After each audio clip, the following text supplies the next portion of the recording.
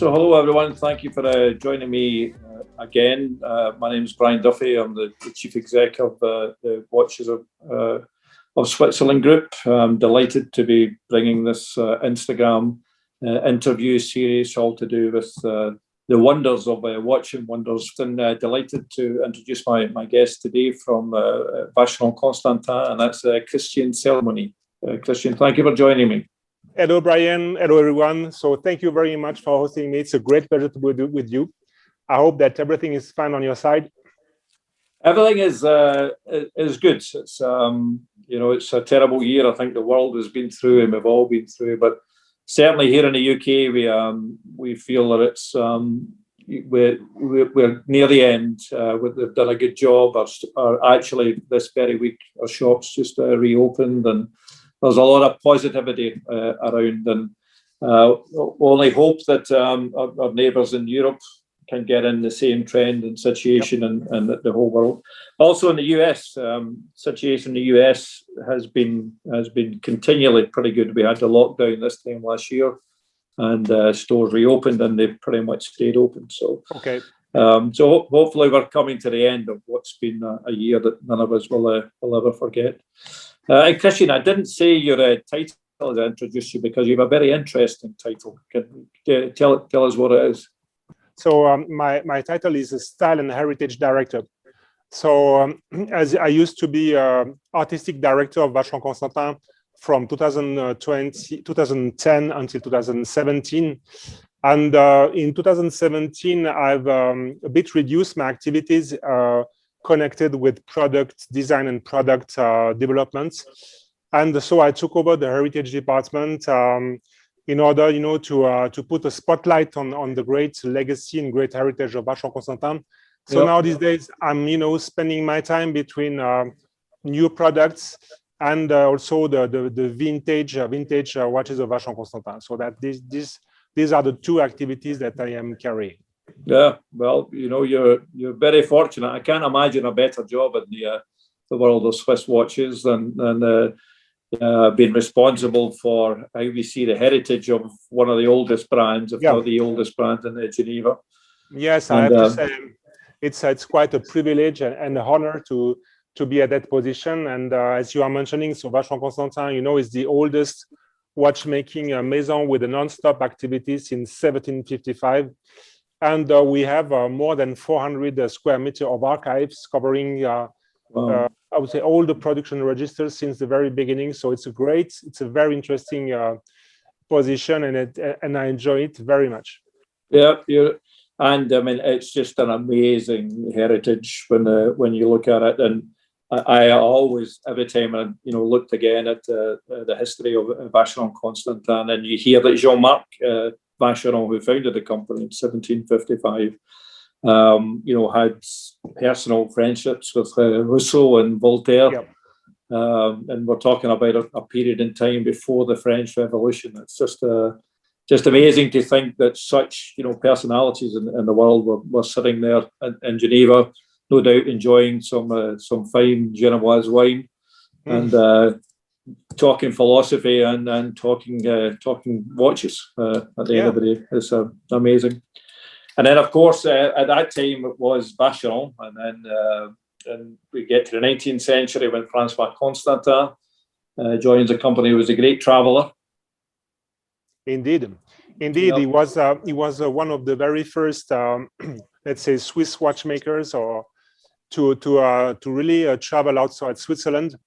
And Brian, as we know, so traveling abroad from Switzerland in the beginning of the 19th century, like for example going to Genova in Italy, it was not as easy as it is these days.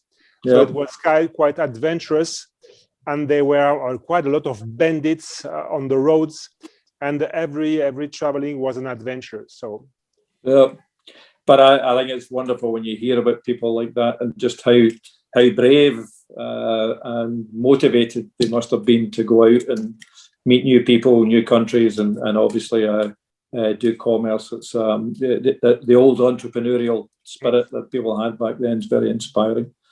And then of course, you look back at the history, the importance of the Maltese cross, the importance of shape overall, and we're going to talk about all of that because they're talking about traveling of Vacheron Constantin. We'll talk about the overseas products that you're introducing, which look great.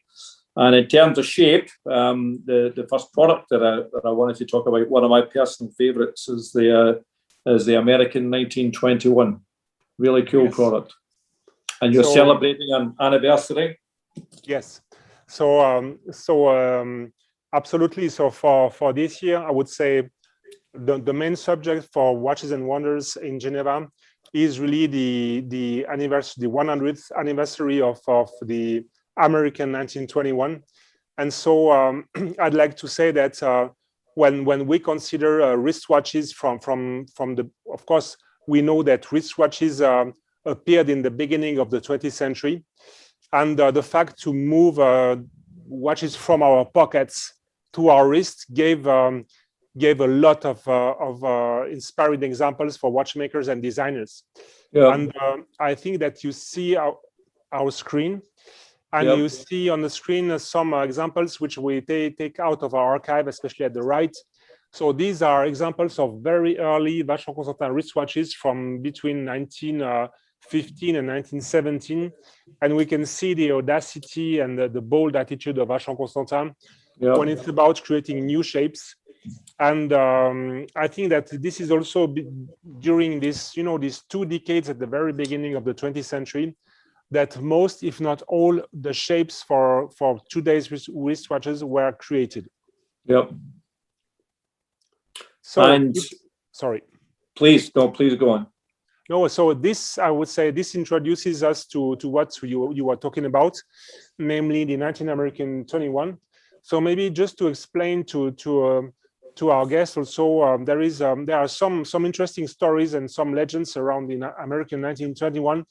The first one is maybe there was in fact a timepiece absolutely similar in 1919.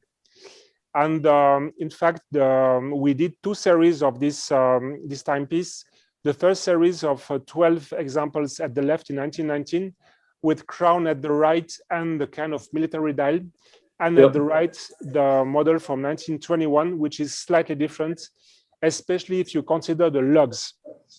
I would say that the 1919 model lugs look very antique, if you allow me this expression. Yep. On the contrary of the model of 1921, which are more sophisticated.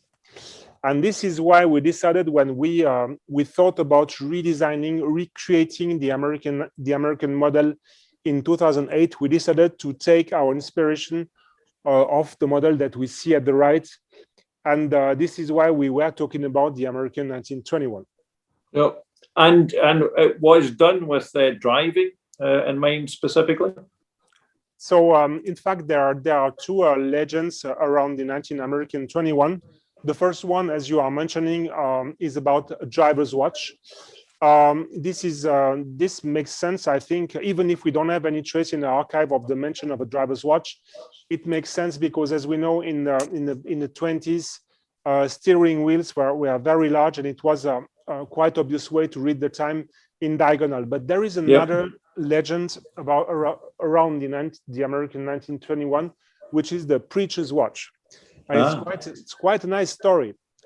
The story is that in 1928, Reverend Samuel Parks Cadman made a visit in Switzerland, and he bought a couple of these American 1921. So the question is, who was Samuel Parks Cadman? He was a very famous reverend in America, and he became very famous as he became a pioneer by using radio to broadcast his sermons all across America. And so he got millions of auditors. And the legend says that during his live preachings on Sundays, he was wearing an American 1921. And when he was putting his hands in front of him, he could discreetly see the time on his beautiful watch. So that is the legend of the preacher's watch. I love that story. I've never heard that story before, but that's really cool. And I know the American market Vacheron Constantin. There's a great deal of history and knowledge and investment in the American market. But I think you have the new products there. So yes, so let me show you what we have. So as I was mentioning, we recreated the American 21 in 2008 in large size in rose gold, yeah. And this year we are presenting the 40 millimeter model in white gold, yeah. And so you can see at the screen.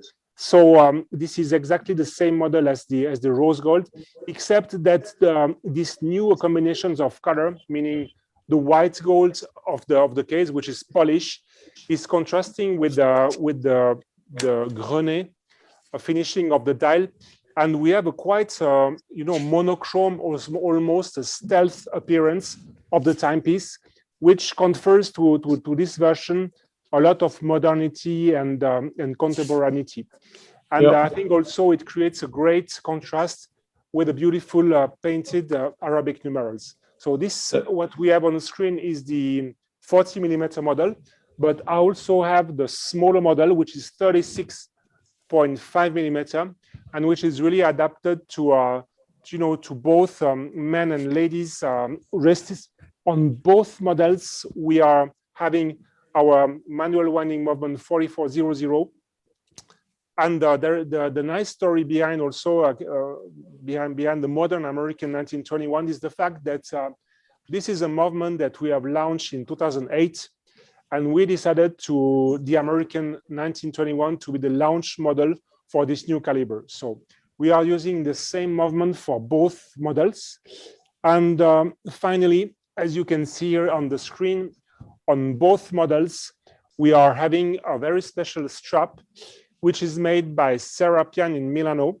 Serapian being a specialist of luxury leather goods. And both bracelets are very beautiful card scheme. One is brown for the large size model and the other one burgundy. But they both have a very special patina, which Serapian's names sfumato, which means kind of smoked. Yep. Which gives a very beautiful and luxury aspect to the timepiece. So this is not all for the American 1921, and I'd love to present you, Brian's the ultimate American 1921 model, which is the platinum one. So, so as you know, we have every year we are presenting in a capsule collection, which is known as Collection Excellence Platine, in English, Platinum Excellence Collection, in which we are celebrating, we are using as much possible platinum to really underline or reveal a very one or two very important models launched during the year. And we have decided for the first time to incorporate in this capsule collection one model of the historic, and this is the American 1921 large model. So the receipt is that we are going for the as much as possible platinum. So platinum case, obviously, but and this is maybe the most important, platinum for the dial, and the dial is made of a plate of solid platinum, which is simply sandblasted, and there is no protection on the surface, nothing, because as we know, platinum doesn't oxidize. Yep. And so it gives a fantastic, let's say again, very modern, almost stealth appearance. And we are also using platinum for the crown, platinum for the buckle, and also the stitches of the bracelet are a combination of silk and platinum. So this is a limited edition, really, to celebrate the 100th anniversary of the timepiece, and it's a 100 examples limited edition, all numbered. And this is really I would say this model in which we are celebrating the American 21. I'd like also maybe if I have some time to show you one thing which we usually generally do not show, but I think it could be also very interesting for you. So so I took with me one of the original models of the American 1921. And so this is the model from 1921, And so you can really compare between, I would say, the difference in size. So it's a 31.5 millimeter diameter timepiece in yellow gold. And you can compare the dimensions with the 40 millimeter and also with the 36.5 millimeter. Yep. So we have very much respected let's say the style and the character of the original timepiece, but obviously the taste of clients for larger watches came, and 31.5 millimeter is a very small size for today. So yes. So this is all for the American 1921. It's thank you for that, Christian. It's just a great example of Vacheron taking a product, a wonderful 100th anniversary, taking a product and doing it in such a contemporary way, but very much respecting the character and style of the original. It's fabulous. I'm sure it will be a big success. Vacheron, we know, is a very popular brand with collectors, and I'm sure your limited edition and platinum will be very, very popular with them. So a huge success with Vacheron in recent years for sure has been the overseas program, and you've introduced some great product that watching wonders for the overseas collection.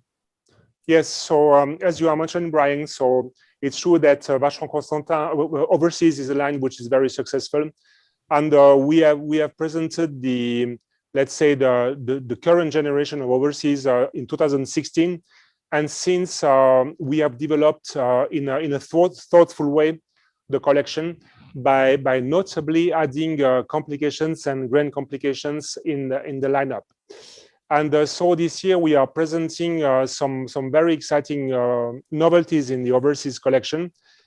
Maybe to start with the overseas tourbillon in rose gold. Yep. So we presented the tourbillon in steel in 2019. And this year we are presenting it in a rose gold with the signature blue color of the dial. So it is a great combination. This combo, rose gold and signature blue, does work really well. And we are using our own automatic tourbillon movement, which is very modern in construction. We are using a peripheral rotor, so it doesn't hide the beauty of the tourbillon when you see it through the dial. And this is not the only new model that we are launching. So you remember, Brian, so last year we came with the ultra thin perpetual calendar in skeleton in rose gold. Yep. And this year we are coming with a new version of the ultra thin perpetual calendar skeleton, but this time in white gold. White gold. Yep. And this is and in addition we have a blue dial. So again we are offering the signature blue dial for overseas. So I think that it's a great, I would say, personally speaking, I think it's a great addition to the overseas lineup. I think the white gold is fantastically working with the open work color of the movement, which is a darker gray. And again, it's great to see this signature blue color. So the overseas ultra thin perpetual, it's in white gold, is a great addition to the line. But also, we decided to offer also if I may say, the regular perpetual calendar, also in white gold, and this time with the blue dial. So it's another addition for this year. So as you can see, we are consolidating the overseas collection this year, and we will be back in the years to come with new models as well. Yeah, it's a fabulous product. I can confirm that the combination of rose gold, case and bracelet with your beautiful deep blue dial, but that combination across all brands is very, very, very, very popular and very striking, and that's a great example of it. 42.5 millimeter, perfect size, very, very, very balanced. And the skeleton, the open work, the accents of the blue and the way it's been used with the round treatments throughout, really striking. Congratulations on them. Thank you. I'm sure it'll be very successful. And of course, you're known for high complications and many complications. Vacheron created the most complicated watch ever with a 57 complications some years ago. And your collection under which you do the grande complication, les cabinotières. Excuse my French. That's all right. But tell us about the wonderful product you're introducing for les cabinotières. Yes. So, Brian, so since now 3 years, we are showcasing at Watches and Wonders some unique pieces which have been created at Les Cabinotiers.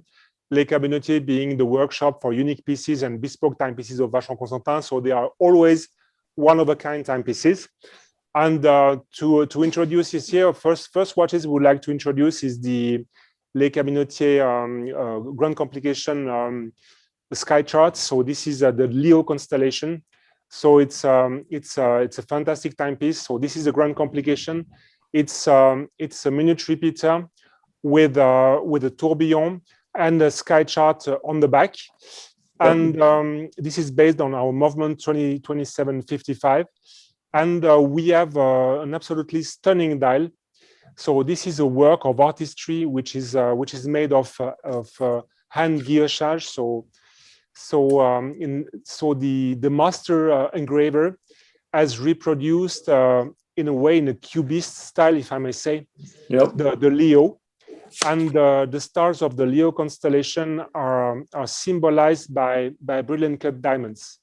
So the case is in white gold and is set with baguette cut sapphires.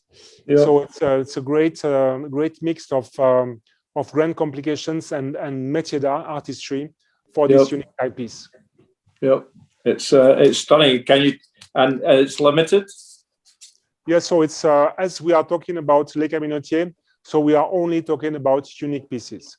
Yeah. Oh, each piece. Okay. Wow. Yeah. Yeah, I have the photographs of them here. They look really stunning pieces overall.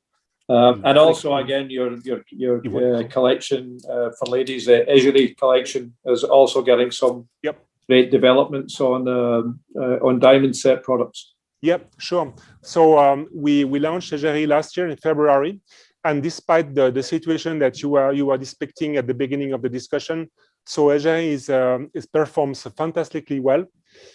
So I think it's a super nice addition to the portfolio of Vacheron Constantin collections. This is really, you still have this classic with the twist spirit of Vacheron Constantin in Egerie, and we are continuing to build the lineup with these two very nice additions.